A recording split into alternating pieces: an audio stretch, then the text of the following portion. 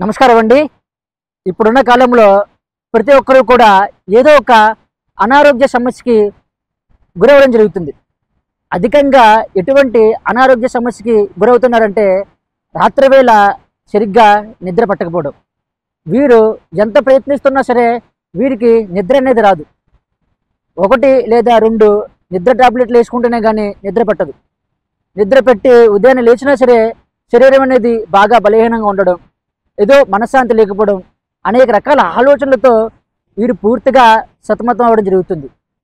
ఇలా రాత్రివేళ నిద్ర ఎందుకు పట్టట్లేదు అని ఒక్కసారి మనం గ్రహించినట్లయితే ఏమవుతుందంటే, ఇక్కడ కొందరు ఏదైనా ఒక జాబ్లో సెటిల్ అవి ఆ జాబ్ను వదిలేసి మరి ఒక జాబ్ గురించి ట్రై చేసేటప్పుడు ఆ యొక్క జాబ్ని నేను మరలా సంపాదించగలనా లేదా, ఒక జాబ్ను వదిలేసాను, నాకు ఇప్పుడు అమౌంట్ రావట్లేదు, నేను ముందుకు ఏ విధంగా వెళ్ళాలి, నా చుట్టుపక్కల ఉండేవారు అందరూ కూడా వర్క్ చేసుకుంటున్నారు, నేను వర్క్ చేయట్లేదు, వారు నన్ను ఏ విధంగా చూస్తారు అని రకరకాల ఆలోచనలు ఉండిపోవడం వల్ల, మరొకరు ఎలాగంటే వారి దగ్గర ఉండే అమౌంట్ మొత్తం తీసుకెళ్ళి ఏదో ఒక బిజినెస్లో పెట్టుబడి కింద పెట్టడం జరుగుతుంది. పెట్టినప్పుడు ఆ యొక్క అమౌంట్ అనేది తిరిగి వస్తుందా రాదా, అలాగే ఎవరికైనా అమౌంట్ ఇస్తే వారు అమౌంట్ ఇస్తారా ఇవ్వరా, ఇలా రకరకాల ఆలోచనలు పడి నిద్ర అనేది రావట్లేదు. మరికొందరు కుటుంబంలో అనేక రకాల గొడవలు ఏర్పడి కుటుంబ సభ్యులంతా విడిపోవడం, ఒకరితో ఒకరు మాట్లాడకపోవడం, వీళ్ళందరినీ కూడా ఏదో విధంగా కలపాలి అంటూ రకరకాలుగా ఆలోచించడం వల్ల వీరికి రాత్రివేళ నిద్ర అనేది రావట్లేదు. ఈ యొక్క ప్రాబ్లం నుంచి ఎలా బయటపడాలి అని ప్రతి ఒక్కరూ కూడా మరలా ఆలోచనలో పడి ఆ యొక్క ఆలోచన నుంచి బయట రాలేక నిద్రని సంపాదించలేకపోతున్నారు. ఒకటే ఒక విషయం, మీరు అధికంగా ప్రెజర్ని తీసుకోవడం వల్లే మీకు నిద్ర అనేది రావట్లేదు. ఎప్పుడైతే మన యొక్క మైండ్లో అనేక రకాల ఆలోచనలు అనేవి పదే తిరుగుతుంటాయో, తిరుగుతున్నప్పుడు మనసు అనేది ఒక పట్టాన ఒక ప్రదేశంలో ఆగదు. అది పరుగులు తీస్తూ మీకు పని చెప్తూ ఉంటుంది. తద్వారా శరీరానికి అలసట అనేది వచ్చినా సరే మనసు ఊరుకోలేకపోవడం వల్ల శరీరం నిద్రలోకి వెళ్ళడం అనేది జరగదు. తద్వారా మీరు మానసికంగా స్టబుల్ అవ్వడం జరుగుతుంది. మీ యొక్క మనసులో చాలా మనోవేదన, బాధ, డిప్రెషన్లోకి వెళ్ళిపోవడం, ఏం చేయాలో తెలియకపోవడం, అనేక రకాలుగా మీరు ప్రయత్నిస్తున్నా సరే మీరు అనుకున్నది మీరు సాధించలేకపోవడం, ఇలా రకరకాల విషయాలు అనేవి వీరికి ఎదురవుతున్నాయి.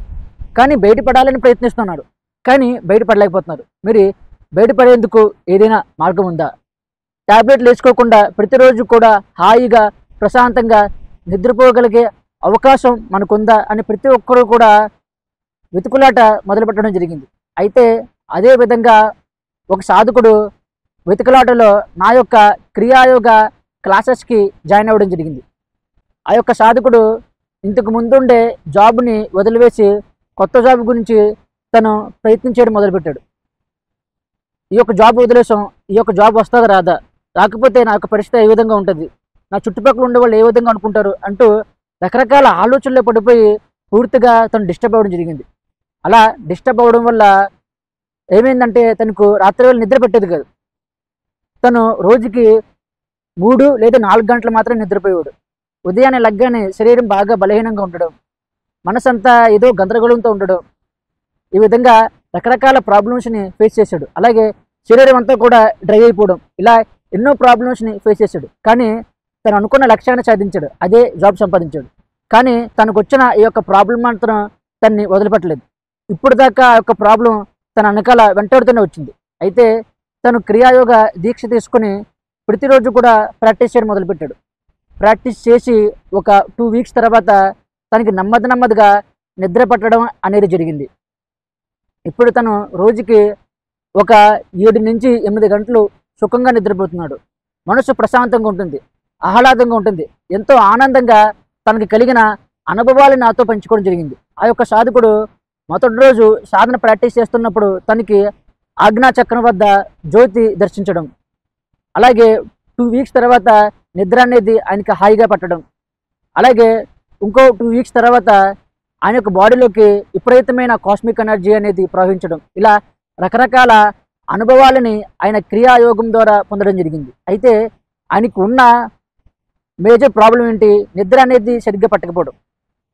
ఆ యొక్క ప్రాబ్లం నుంచి క్రియాయోగ సాధన ప్రాక్టీస్ చేయడం ద్వారా ఎలా బయటపడ్డాడంటే, ఇక్కడ మనం ఒక విషయాన్ని గుర్తించాలి. మన యొక్క మనసు అనేది శ్వాసతో ముడిపడి ఉంటుంది. మనం ఈ యొక్క శ్వాసని కంట్రోల్ చేయగలిగితే మనసులో ఏర్పడే అనేక రకాల ఆలోచనల్ని చాలా ఈజీగా కంట్రోల్ చేయవచ్చు. ఇక్కడ కూడా ఆ యొక్క సాధకుడికి అదే జరిగింది.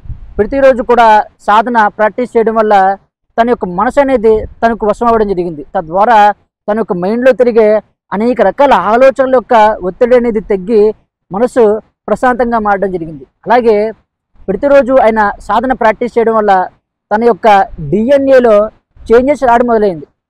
అలా చేంజెస్ రావడం మొదలవడం వల్ల మరలా ఆయన కోల్పోయిన నిద్రని సంపాదించడం జరిగింది. కాబట్టి మీరు కూడా క్రియాయోగ సాధన తీసుకోవడం ద్వారా మీరు కోల్పోయిన మనశ్శాంతిని పొందవచ్చు, నిద్రని పొందవచ్చు. అలాగే అనేక రకాల అనారోగ్య సమస్యలకి గురవుతున్నారు. తనకి శరీరం కూడా బాగా డ్రై అయిపోతూ ఉంటుంది. తన ఆ ప్రాబ్లం నుంచి కూడా బయటపడడం జరిగింది. ఈ విధంగా మీ యొక్క శరీరంలో ఎటువంటి అనారోగ్య సమస్య వచ్చినా సరే ఆ యొక్క అనారోగ్య సమస్య నుంచి చిటుకలో బయటపడవచ్చు.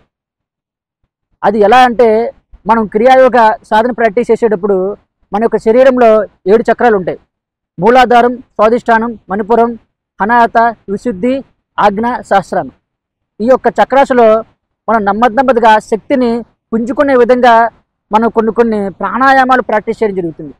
అలా ప్రాక్టీస్ చేసేటప్పుడు ఈ యొక్క చక్రాసులోకి ఎనర్జీ అనేది చేరి ఆ యొక్క చక్రాసులో ఉండే నెగిటివ్ ఎనర్జీని, బ్లాకేజెస్ని పూర్తిగా మనం తీసివేసేటప్పుడు అక్కడ పాజిటివ్ ఎనర్జీ అనేది పూర్తిగా నిండి వారు ఆరోగ్యవంతంగా మారడం జరుగుతుంది. వారు ఏదైతే కోల్పోయారో దాన్ని మరలా పొందడం జరుగుతుంది. వారు కోల్పోయిన ఆరోగ్యాన్ని మరలా పొంది ఆరోగ్యవంతంగా ఉండడం జరుగుతుంది.